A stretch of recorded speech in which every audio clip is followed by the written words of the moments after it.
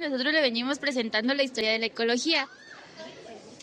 Primero empezamos con la Edad Antigua. En la antigua Grecia, los filósofos como Aristóteles e Hipócrates se encargaron de realizar varias observaciones entre los organismos vivos y su entorno. Aristóteles se ocupó de describir y clasificar las especies de los seres vivos en animales, plantas, así como también trató de explicar el fenómeno de la fecundación, el desarrollo embrionario o el origen de la vida. Aparte de que su conocimiento de Aristóteles fue muy amplio, también sentó las bases entre los organismos vivos y su naturaleza. En la Edad Media se desarrollaron nuevas ideas como la economía de la naturaleza y el equilibrio de varios seres vivos. En el siglo XVIII, naturalistas como Georges-Louis Leclerc de Buffon y Carlos Linneo estudiaron la clasificación y distribución de varias especies, sentando las bases para la biogeografía. Retomando, hablando del nacimiento como disciplina, esto surgió en el siglo XIX, sin embargo, como todo siempre hay una causa. Y antes de que sucediera el nacimiento o el surgimiento de esta disciplina, anteriormente, a finales del siglo XIX, estaba culminando lo que vendría siendo la Revolución Industrial. Por lo tanto, recordemos que la Revolución Industrial, fue un proceso en el cual se adaptaron diferentes formas, así como la urbanización, la expansión de las ciudades y etcétera. Dentro de esto provocó muchos problemas ambientales, como fue la contaminación del aire, ya que muchas de las industrias, producían gases que eran nocivos para la salud e incluso provocaban problemas dañinos. Por otra parte, tenemos la contaminación del agua, que precisamente también los ríos y los lagos se empezaron a contaminar, de forma que el agua ya no iba a ser potable y para muchos de los seres vivos, esto iba a tener una grave afectación en la salud. También tenemos la deforestación. La deforestación en este momento fue muy importante debido a que los recursos más necesarios eran la madera, que se utilizaba para crear precisamente muchos de los productos que el ser humano consumía en ese momento. Además de que también la expansión de las ciudades provocaba que mucha biodiversidad de la que conocemos, como los peces, los animales, etcétera, escasearan, hubieran extinciones, además también de la actividad humana. Por otra parte, en ese momento el mundo se encontraba en una atmósfera muy contaminada. Por lo tanto, la ciudad no estaba en buenas condiciones. Esto fue la causa del surgimiento de la ecología. ¿Por qué? Porque, a partir de este momento hubo una conciencia por parte de la población y se adoptaron métodos, adoptaron medidas para poder, de algún modo, prevenirla y, de algún modo, mantener al mundo, hacerlo más sostenible. Y primeramente tenemos a Charles Darwin. Él fue, un personaje muy importante, ya que en 1859 él creó lo que vendría siendo el origen de las especies, donde nos hablaba sobre la selección natural. Y esto lo que nos quería decir, que él hablaba sobre que todos los seres vivos se tenían que adaptar a su entorno para así poder sobrevivir, tenían que luchar por su territorio y etcétera. Todos los seres vivos eran variables. Seguido de eso tenemos a Ernst Haeckel, quien fue el padre de la ecología. Él fue quien fundó y acuñó el término, y de este modo él relacionó lo que vendría siendo la interacción que existía entre los seres vivos y su entorno. Por otro lado tenemos a Alexander von Humboldt, que él, fue un personaje también muy importante, también conocido como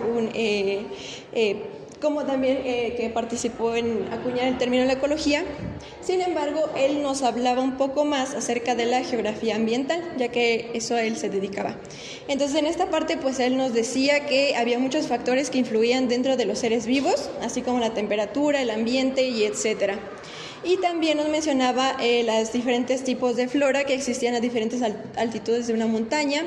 También, en cierto modo, nos advirtió que la actividad humana y la deforestación en algún momento iba a provocar que, mucha pérdida de biodiversidad, incluso de los ecosistemas.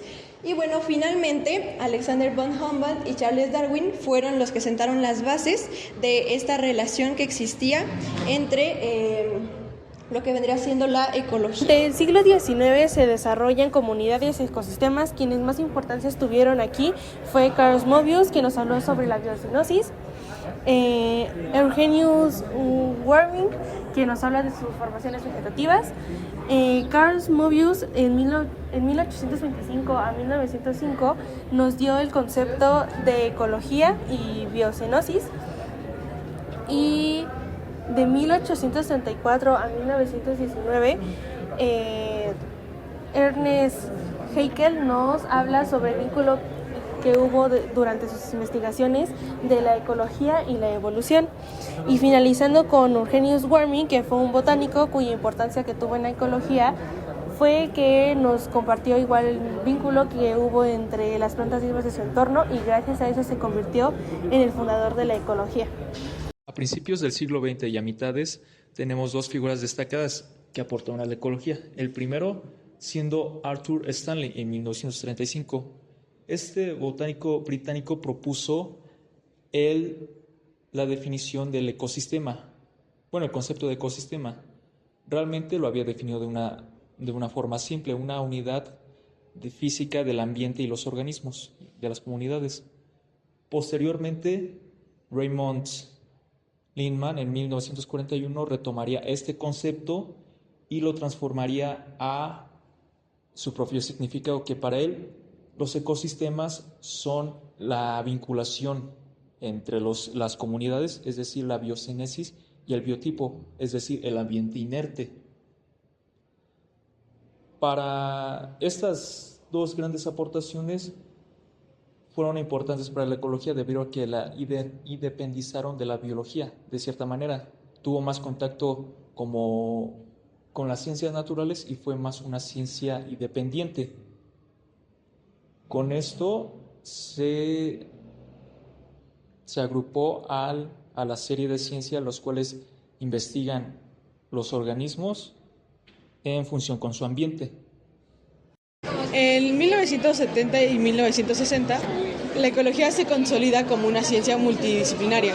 Esto quiere decir que se da paso a la ecología sistemática, evolutiva y de comportamiento. Después, a finales del siglo XX, la ecología se enfrenta a un gran desafío, que es el cambio climático y la pérdida de biodiversidad, haciendo que sea más importante la ecología de conservación y de restauración. Bueno, como ya lo habían dicho mis compañeros, la evolución de la ecología ha sido muy notable, ya que a nosotros nos ha ayudado en nuestro crecimiento, en nuestra evolución, y tanto como nosotros hemos evolucionado, también la ecología. Bueno, yo les voy a hablar sobre la ecología en el siglo XXI. Esta se empezó a clasificar en distintas partes, por así decirlo, y tenemos 4 que son las principales, por así decirlo.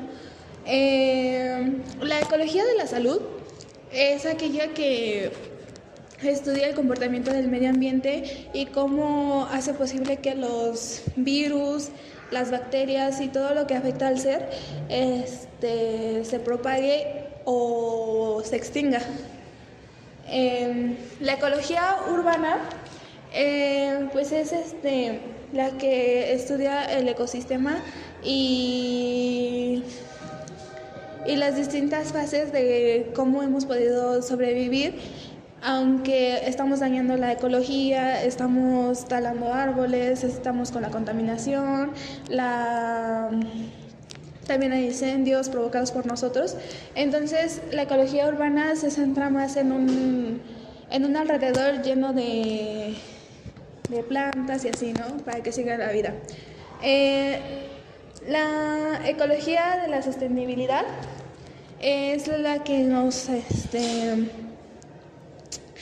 dice sobre cómo ser más conscientes y a la vez ayudar al planeta en, por ejemplo, no tirar basura, en reducir el uso de carro, reducir el uso de gas, de contaminantes, entre muchas cosas.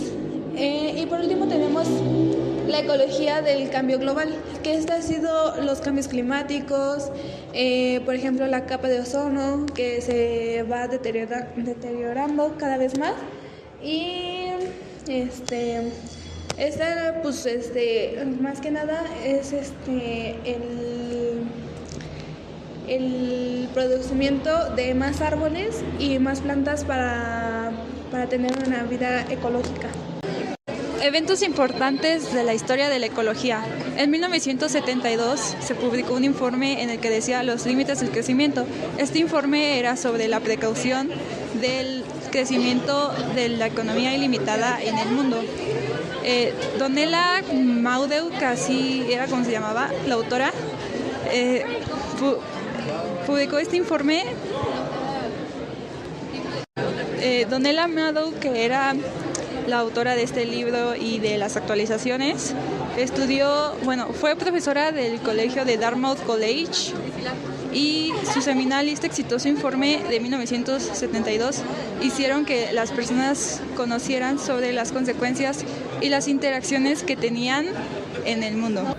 Entre los sistemas humanos y de salud de nuestro planeta. En el año 1992 se realiza la cumbre en Río de Janeiro, Brasil, con participación de 172 países, 108 jefes de Estado y 2.400 representantes no gubernamentales. El inicio como tal de una mayor protección a nuestra tierra y de generar conciencia a sí mismo, de luchar contra la contaminación y los problemas que hay en el planeta. Para el año 2015 se realiza la cumbre de la ONU para el año 2030 con el fin de que se haya un mejor cambio debido a todo lo que ha estado pasando durante estos años y para fortalecer la lucha contra el cambio climático. Asimismo, se le puede dar un vistazo que durante esta sesión participaron muchísimos países que incluso no se llevan bien, mas sin embargo, todo esto con el fin de luchar contra la contaminación ambiental, promover las energías limpias y asimismo darle ese cambio tan esperado para cuidar a nuestro planeta Tierra. Hay que generar conciencia y, más que nada, cuidar a nuestro planeta.